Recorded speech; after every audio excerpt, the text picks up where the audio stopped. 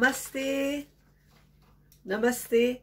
Voilà, alors aujourd'hui, la rentrée scolaire, plein de résolutions après les vacances qu'on a passées cet été, et on va revenir à manger sainement et faire attention à sa santé.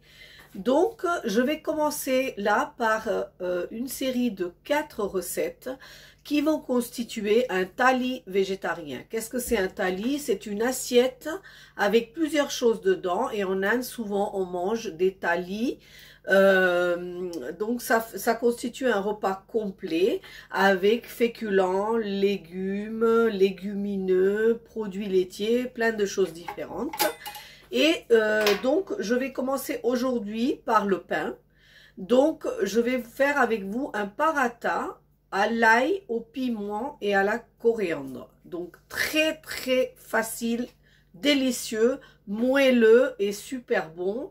Donc, première recette de paratha. La semaine prochaine, je vais vous faire des koftas d'épinards. Ensuite, un dal. Et en dernier, un mixed vegetable korma, donc un mélange de légumes sautés avec des épices. Donc tout ça va constituer notre thali final. Aujourd'hui, on va maintenant regarder les ingrédients pour le paratha. À tout de suite. Donc cette recette va être pour 4 parathas. Pour 4 parathas, je vais prendre de la farine intégrale, farine complète. Donc vous trouvez ça maintenant partout dans tous les rayons. Surtout quand dans votre supermarché vous avez un rayon bio, vous allez trouver ça facilement. Farine intégrale ou farine complète. Donc farine complète. Ensuite du sel, un peu de coriandre frais ciselé. Ici, j'ai pris de l'ail haché en petits morceaux. Donc là, il y a pour 4 parathas, 4 gousses d'ail, puisque c'est des parathas à l'ail. Un petit peu de flocons de piment. Vous pouvez prendre des piments frais si vous le voulez. Et une cuillère de ghee. Donc, je peux vous mettre le lien du ghee. C'est la matière grasse qu'on utilise en Inde. Mais vous pouvez utiliser du beurre à la place. Beurre ramolli ou beurre fondu. Voilà. Il me faut tout ça, et je prends un petit peu de ghee supplémentaire ici pour faire mes parathas, pour les cuire après par la suite. Donc voilà, les ingrédients, il n'y en a pas beaucoup, c'est très très simple. Oui, et pardon, comme d'habitude, j'ai oublié un tout petit peu de curcuma. Voilà les ingrédients qu'il me faut pour cette recette. Maintenant, on va passer à la recette. Voilà, donc pour commencer la recette, je vais prendre donc un récipient. Comme d'habitude, j'ai mes petits bols. Vous prenez le récipient, une tasse, n'importe quoi. Mais il vous faut à peu près 100 grammes de farine, 100-150 grammes de farine si vous voulez en faire un peu plus. Voilà, farine intégrale. En premier, dans cette farine, je vais mettre un petit peu une pincette de sel. Et je vais mettre une pincée de curcuma. Voilà, pour les épices. Ensuite, je vais verser la coriandre ciselée et tous les autres ingrédients, c'est-à-dire l'ail, le ghee et le piment. Il n'y a pas plus simple. Voilà. Là, je vais mélanger tous ces ingrédients ensemble.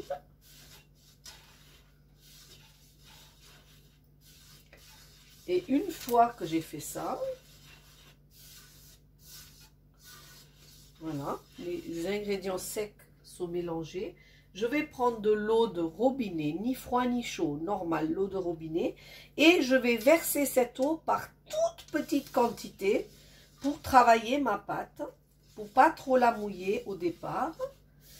Hein? Donc là, vous voyez, petit à petit, je travaille ma pâte. Et petit à petit, je commence à obtenir une masse qui va devenir une pâte au fur et à mesure que je travaille. Donc vous voyez, j'ai mis peut-être 3 gouttes d'huile, d'eau, pas beaucoup. Et là, j'ai déjà une petite pâte. Voilà, des petites gouttes d'eau. Parce qu'une fois qu'on a une pâte trop mouillée, on est obligé de rajouter de la farine et toutes les proportions d'ingrédients ne sont pas justes.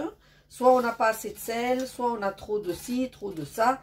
Donc il vaut mieux, après si ça vous arrive d'avoir trop d'eau, vous ajoutez un petit peu de farine. Mais voilà, je pense qu'avec ça, donc en tout, j'ai vraiment mis 5 petites gouttes d'eau. Et j'obtiens ma pâte. Donc là, je vais travailler ma pâte. Je vais mettre la force.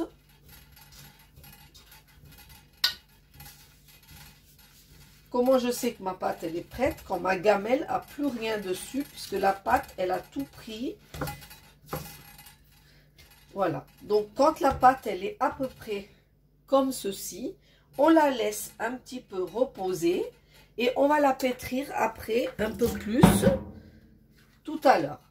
Alors, moi j'avais déjà fait une pâte ici que je vais utiliser et je vais laisser reposer celle-ci.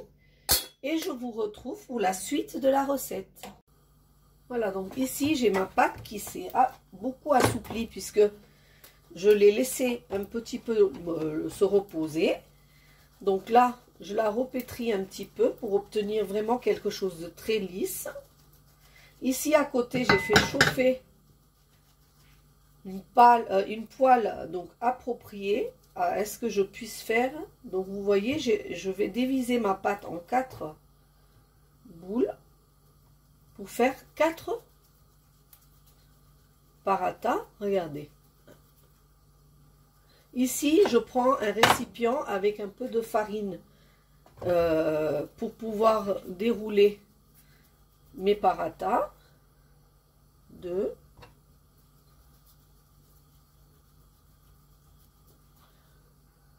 3 et 4e. Voilà. Donc là, j'ai ma petite station pour travailler mes paratas. Donc moi, je prends une surface pour pouvoir étaler. Vous pouvez prendre une planche en bois, vous pouvez prendre une surface, votre plan de travail si vous le souhaitez. Et là, ici, je vais étaler. Donc là, à ce moment-là, ce n'est pas important, je préfère celui-là, ce n'est pas important de savoir quelle forme a mon parata puisque je vais faire des pliages pour faire des couches. Pour faire comme un feuilleté, donc je ne donne pas d'importance à la forme de mon parata. Par contre, je voudrais quelque chose d'assez fin. Voilà, regardez là. Ici, donc, je vais prendre le ghee que j'avais mis de côté. Donc, dans votre cas, ça peut être du beurre ou alors vous faites du ghee. Je vais étaler ici le ghee. Je vais étaler ici aussi le ghee et je vais faire pardon, un pli là et un pli là. Regardez. Voilà. Là, je vais remettre de la farine. Et là, par contre, je vais garder la forme triangulaire. Là, à ce moment-là, vous allez étaler avec une main très légère parce que je ne veux pas écraser les différentes couches que j'aurais fait. Donc vous voyez là, je ne mets pas de force pour étaler et je garde cette forme de parata ici que je pose sur cette poêle qui est très chaude maintenant. Pendant ce temps-là, je vais vous montrer un deuxième parata.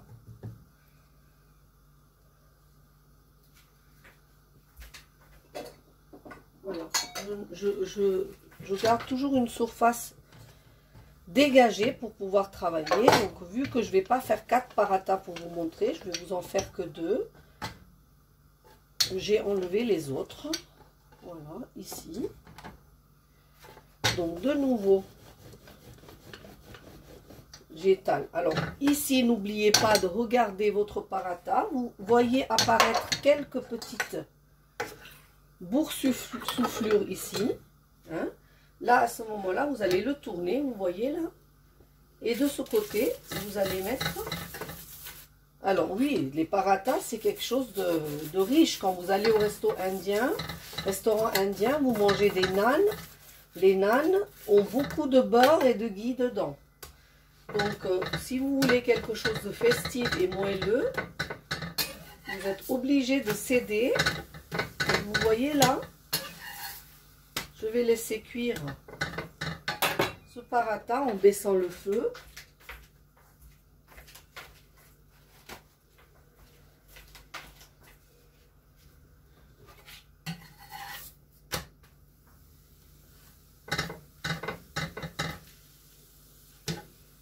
Voilà, je vais l'enlever et je vais le réserver. Donc là, j'ai baissé le feu parce que cette poêle devient très très chaude. Et on va recommencer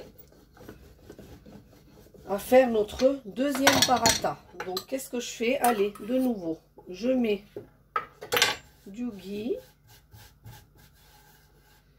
Je plie en deux. Ensuite, ici et ici.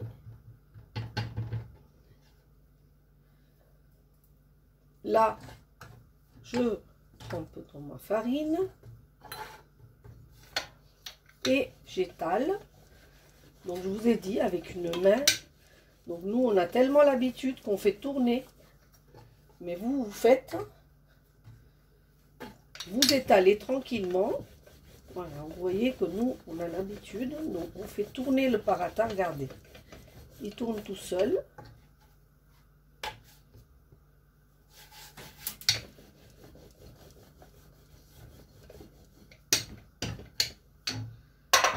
Et je pose.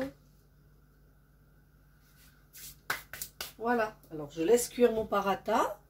Et je vous retrouve. Je vais vous montrer, hein, là, la fin de la recette. Donc, voilà. Regardez, de nouveau. Le paratha, il gonfle. Le paratha, il gonfle. Il fait des petites boules. Là, je le retourne. Je prends mon ghee et j'étale sur cette surface qui est déjà cuite. Comme ça, il ne sèche pas, il reste moelleux. Mais j'en ai pas mis beaucoup. Hein. J'ai vraiment pas mis beaucoup de ghee. Voilà, et j'attends que l'autre côté cuit aussi.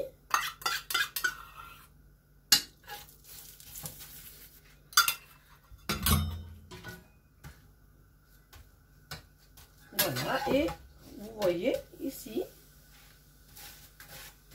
il n'y a pas plus simple pour avoir des galettes fait maison, délicieuses et très facile, pas coûteux. Et vous avez les ingrédients toujours à portée de main si vous souhaitez avoir du pain. Donc là, je vais prendre l'autre qui est un peu moins chaud et je vais vous montrer de l'intérieur. Commencer.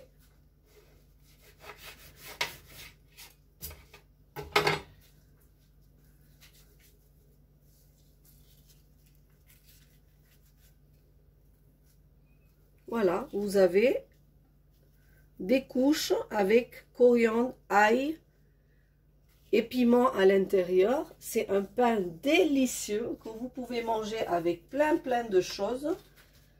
Et en plus de ça, c'est de la farine complète. Vous voyez les couches que j'ai fait là, des différentes couches, les feuilletées, vous les voyez là. Voilà. Donc voilà, on a réalisé des super parathas, super bons.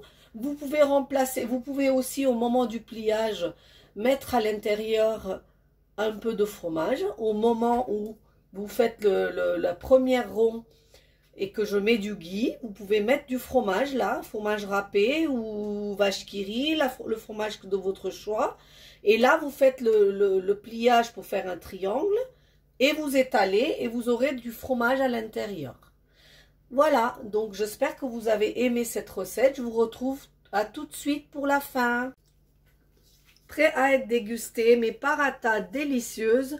Savez-vous que les naan, c'est quelque chose qui est facile à faire, mais qui n'est pas facile à garder. Par contre, les parathas peuvent être transportés au bureau, à n'importe quel endroit, pendant le voyage. Ça reste moelleux si c'est emballé dans du papier à pâtisserie. Et ça reste quelque chose de très très goûteux et très gourmand. Voilà la première recette de ma série de Vegetarian Thali. À très bientôt pour les autres recettes. Namasté, n'oubliez pas de liker, de partager et de vous abonner aux recettes indiennes de Shona. À bientôt.